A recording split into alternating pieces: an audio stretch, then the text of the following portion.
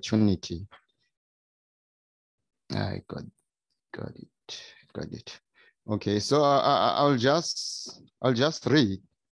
If I'm too fast or too slow, you'll just stop me anytime.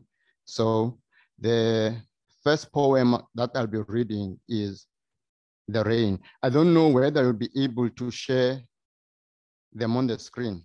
Yes, I'll share all of them on the screen in a second. PDF.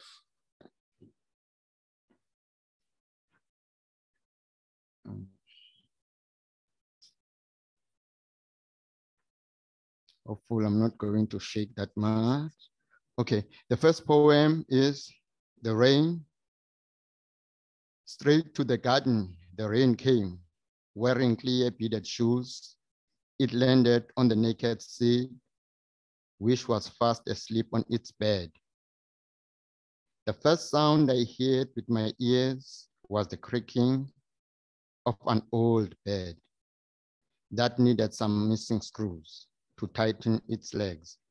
But the rain kept on falling, the bed kept on singing.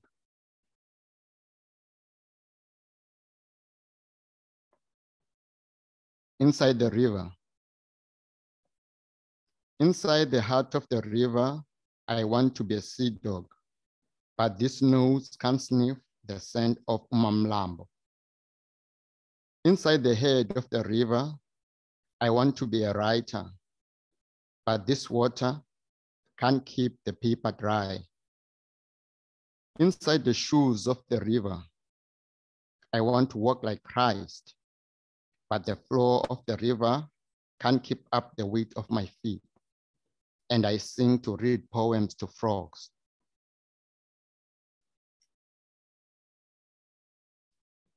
Right.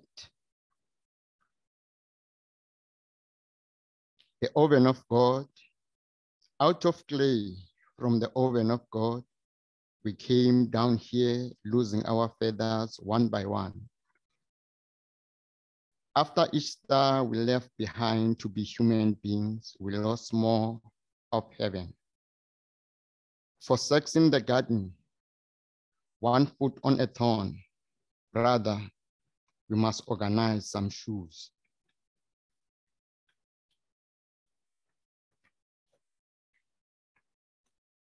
Right. Yeah. Extract from A Naked Bone. Tonight, we are not going to sleep. We are going to jump into bed with our shoes and continue to walk in our dreams. You on the paper writing poems, me behind the paper reading poems. We will do this together, exactly the way lovers make a baby together. Before a pen, a prayer. Before a pen, a poem. Before a pen, a song. Before a pen, a story. Such energy, fire from a piece of paper.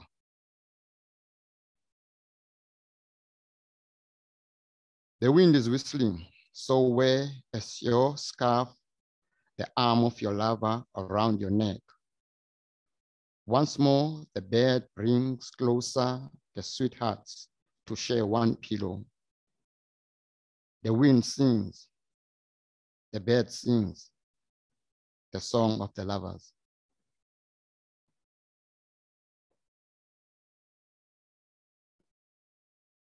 That is the street where all the lamplights are broken. There are no voices other than the sound of a cloud that is about to break into pieces of cherubs. The lightning, whose smile is just a fire. That's how you see your hole inside the skull of the soil.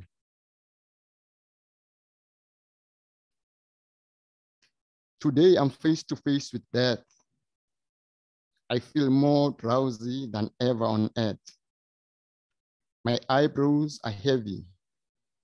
I don't know when they gain so much weight. Because with these twin eyes, I still want to see the light.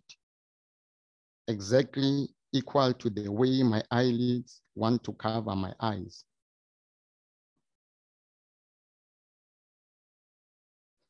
Okay. A naked bone, which is still thinking about what to wear for the day. A bone which has no shoes. An injured bone which recently lost its legs. The powerless child of an animal. Still, they are standing to finish it with stones and hammers, to break into its holy house and steal its only life, its marrow.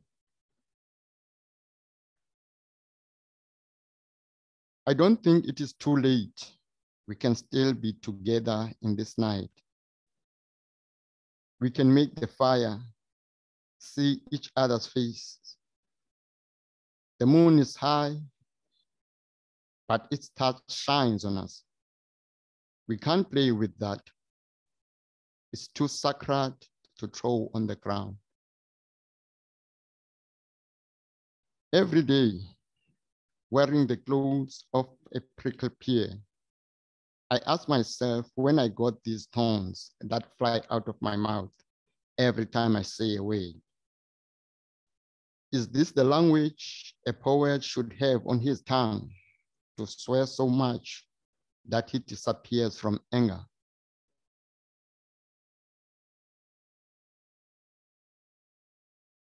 I believe one drop of God's sweat can make one drunk. After his hard work of creating the world, you can feel from the fermented grape what made him drunk when he was creating the drunkards.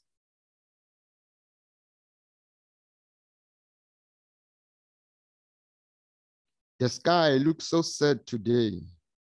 I don't know why.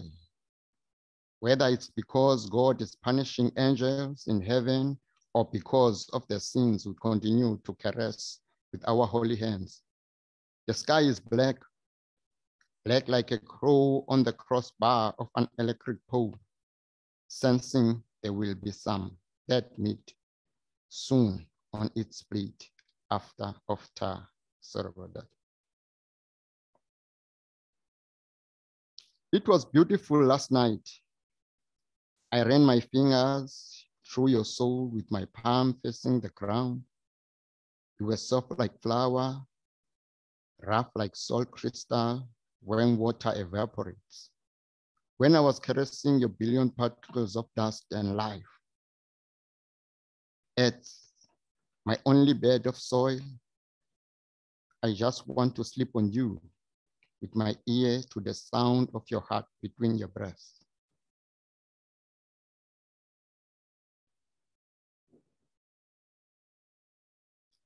The fig gets all its lessons from the weather.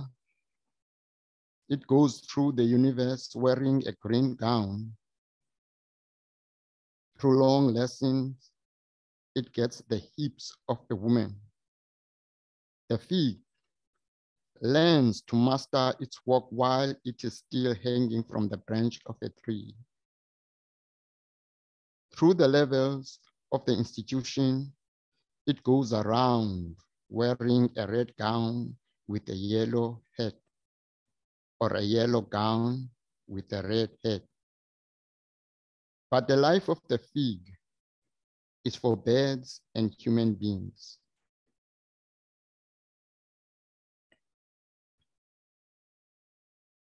A nest has only one room, no private room for meetings or lovers. It has no kitchen to cook mushrooms, no bathroom to bathe the young, but it has a veranda to view the world from, a queen-size bed of feathers and grass. It is full of music for the pink feet of birds to dance on.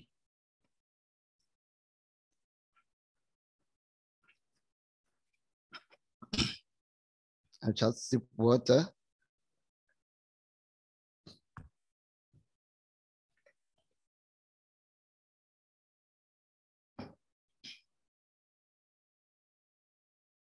I have never been happy in my life. With scars of my soul, I trace back footprints from my present size 7 to the unknown size of my swollen baby shoes. I hold a meeting with the fig tree which once dislocated my elbow.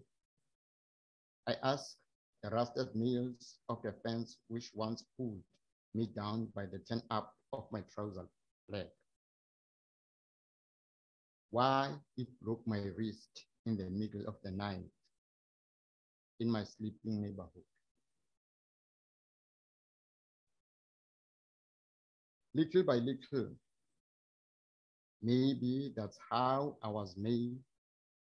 The sand is piling up before my eyes, making sculptures from the hands of the wind. With shells for eyes, God, your breath goes a long way gathering particles to build lives. One breath, 1,000 human beings. One blow, 1,000 graves.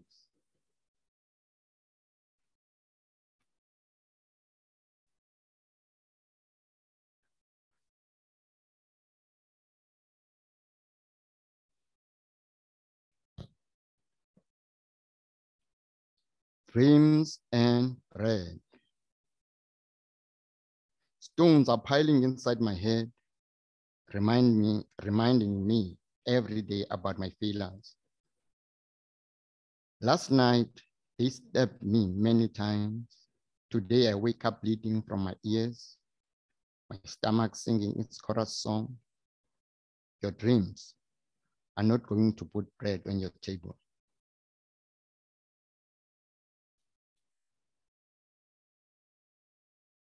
Kiss me, touch my neck, go down to my sacred stick, which once Moses used to hit the rock. Pick the salt off my body with your tongue. Our fire will cook love, and both of us will enjoy God's special recipe. Completely clean.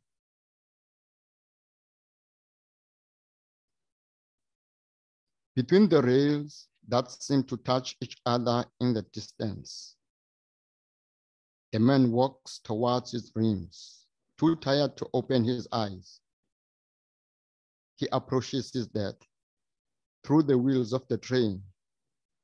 At an instant, his body in two halves, his soul wearing new shoes, jumps over his bones to reach for God.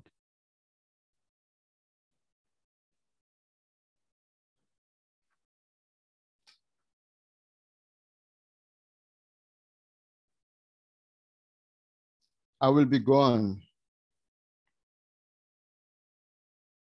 Clouds wept. The sun wore a black gown, mourning beforehand for my death. And I hear the footsteps of my coffin coming towards me. My poem begins here. So sick, wearing no clothes, it strolls down the road to the graveyard to tell the dead, I won't be here this coming Saturday.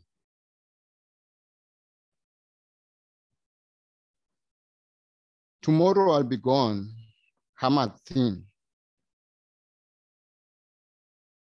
I'll start that one. Tomorrow I will be gone, hammered thin with stones. I will take only my soul with me and leave that meat behind. You will choose a coffin for me, a spaceship to heaven, where I will wait for you, planting flowers in the clouds. There I will open a door for you, where lovers sing for God. Since there are no chairs in heaven, I will leave my bones behind for you to make a bridge to reach God. Out of options to live another day with my stomach close to my back, I will look to the earth. Heartbroken, a pure voice calls me to come upon a blunt knife that has forgotten how to kill. I open a door for my blood to crawl on the ground, ears everywhere, drinking words. My soul reads an obituary for my bones. Manga is no more.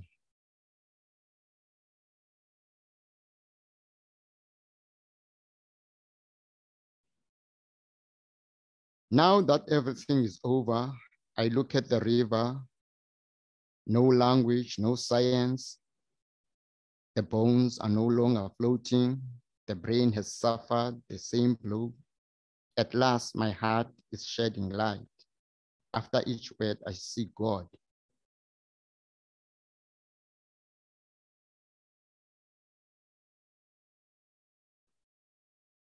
To my family, today I will paint my house with warm colors. I will paint the table for 6 elbows, 3 chairs for the 3 bums. You will get your bowl, your spoons. I'll paint my love for you.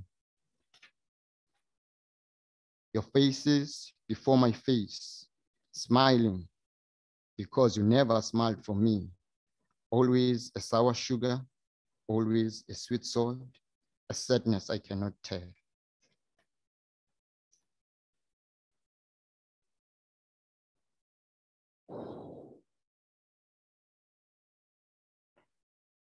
Sign language. The lead singer was Lahliwe, my mother, and Tuki and Tonongo were the backup singers. They sang Utwasifi for Samoya. We were their small congregation. We clapped our hands. Our grandmother hitting the side of the wardrobe because we had no drum. We were the ears to the singers. I wonder if they are still singing together behind the moon.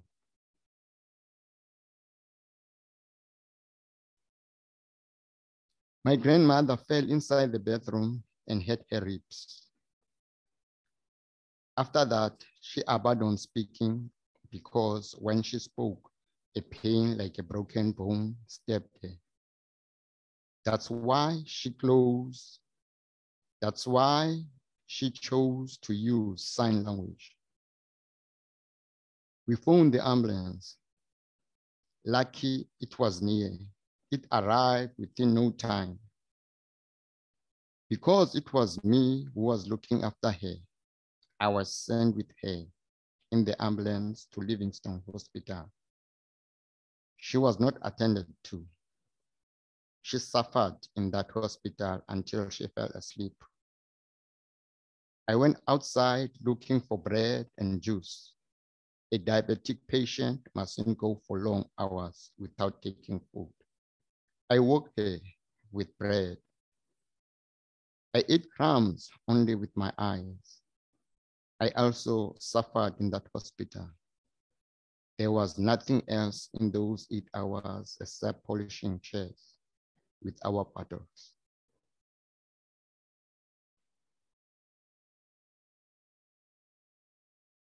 It was very difficult to cross the door frame of the room with you, Grandma, without bending over to pick up one of your teardrops with a tweezer. You were a washing line made of bones, strange, stiff clothes that fluttered in the wind. Your wrinkled face that was showing the last days of its beauty.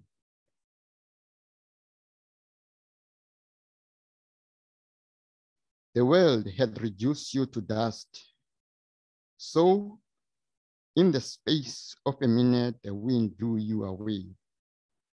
Hence, the Reverend said dust to dust on your burial day. With a shovel, 6 feet under the ground, I have hidden you. Now, an invisible flower, you speak with me softly, saying, Manga, Manga, you are not alone. Ukona unyameka. Nyameka is around.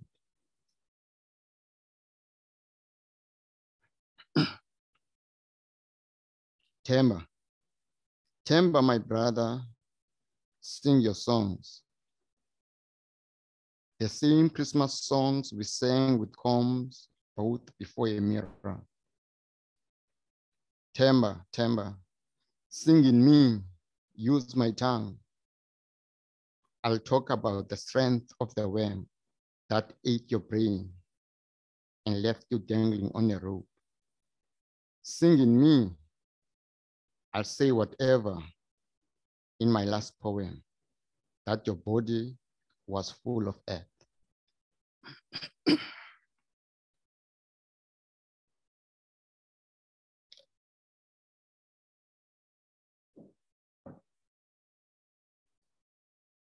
Excuse me. The house was swept clean. Dead but still alive. I punched the lid of my coffin up. The first particles of soil, small stones, dry pieces of graveyard wood had disturbed me in my deepest sleep. He started running when I said my first sentence. I'm not dead. This is my time to write. Take me back to my room chair from my grandmother, to the cheap table my mother bought for me. The Reverend threw his collar and garments aside and ran. So did his congregation. My family, my neighborhood. I dusted off my body and threw myself into a nearby river. I swam to the deepest places of the river, free from my shoes, socks, shirt, tie, trousers, and underwear.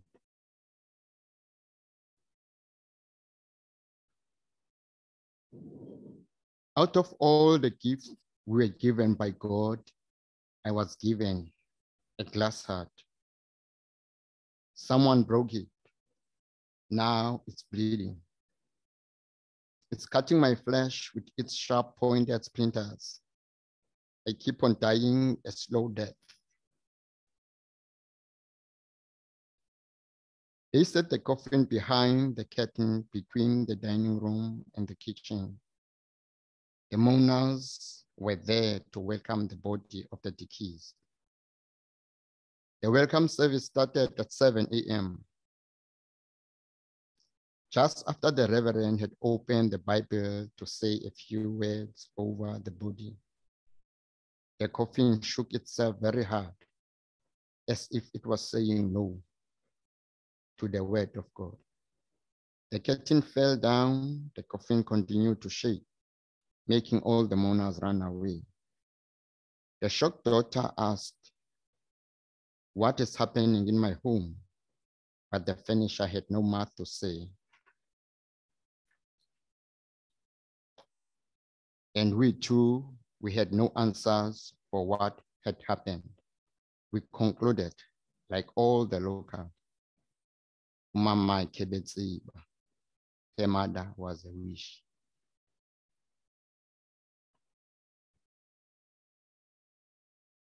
On his death day, he was much sadder than on his birthday. His heart was a drumbeat. His eyes were wide open, refusing to sink into the graves of his eye sockets. For the first time, he took a broom to take over what he'd always told his wife was women's job. Today, he wanted to pause that, as if nature was a tape recorder. He took a feather duster, wiped off all the spider webs, washed the dishes. Death kept on knocking. He did the spring cleaning. The house was super clean. Death kept on calling. The man kept on working. But death finally came in. He left his house, his spoon, his chair, his bed, his television, everything for another man to use his cup for a beer.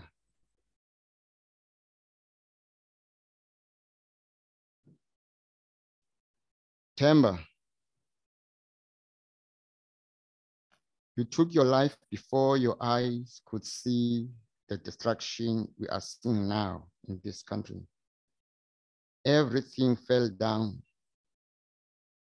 I don't even know how I finished this poem because there's nothing left, not even me.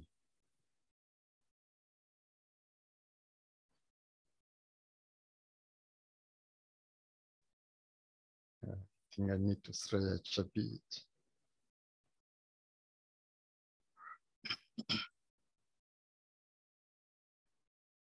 Shrinking next to the blossoming flowers.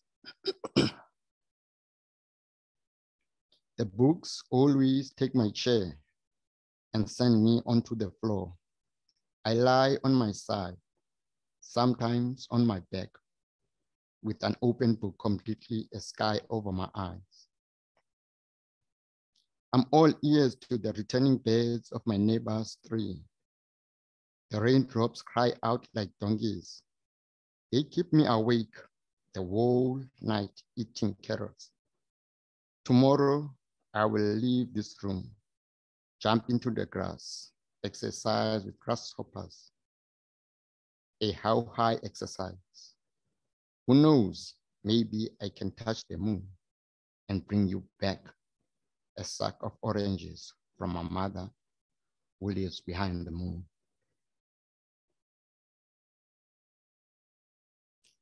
A knock on the door brings me back to the table to peel potatoes, make chips, cut the bread, and quiet my stomach. It is dark. By mistake, I cut my finger. It burns, sending sparks of fire around the house. At the corner, I see the red chair of my grandmother. Inside the glass of water, I see her 4 teeth swimming. 2 little pink fishes with many bones, sweats for seahorses. I'm no longer hungry. The cats are crying like babies outside. Since the morning, 2 tortoises have been making love.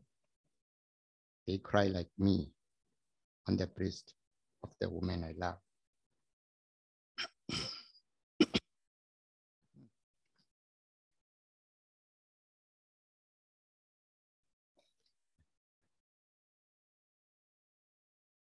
Okay. The voice of my grandmother in the distance, getting closer and closer. Grandma, to you I lie. I said I'm sick. I'm not going to be able to attend church. To have her in your house. Your cry, my cry, our sex this morning had made the reverend and the service early. We have irritated the ears of God. Listen now, somebody is knocking at the door. I can see it's my mother with the Bible inside her purse, knocking. And through her fist, I can hear another voice. That's my grandmother. I step on the carpet naked. The dust rises up. My sweat glides down. The grass grows tall, same as my fears.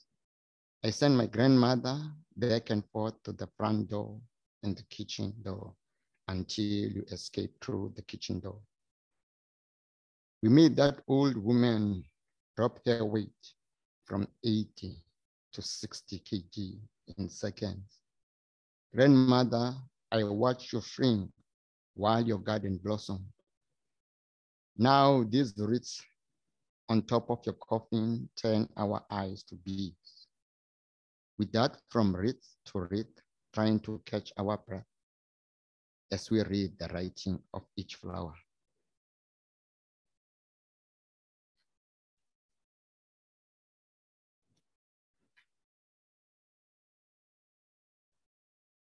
The handkerchief was red. I picked up an old horseshoe on Somerset Street. It was when they were digging up the graves to fill up the street with new tar. Now at night, horses are running inside me. A wounded man at the corner is caracombing his horse with his fingers, maybe for the last time on earth, because there's blood on the street.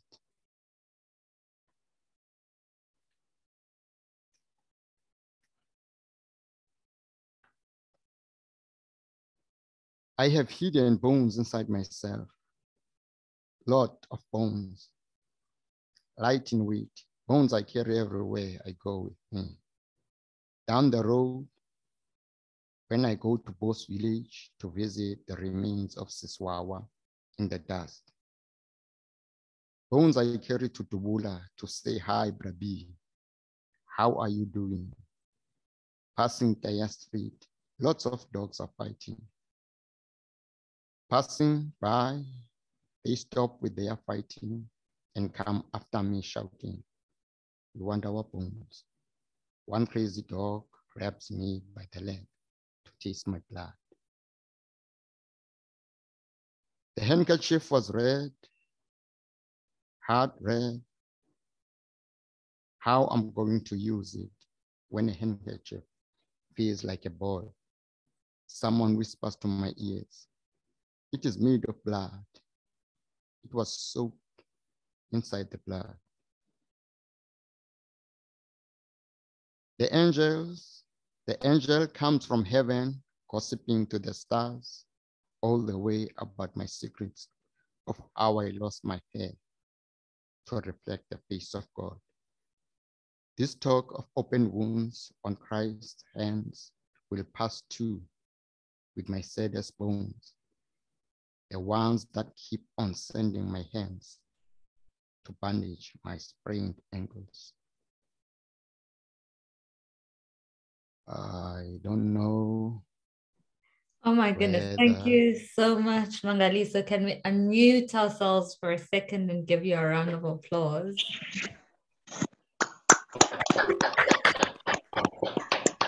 Thanks. Oh, we should all go home now. Thanks, people, thanks.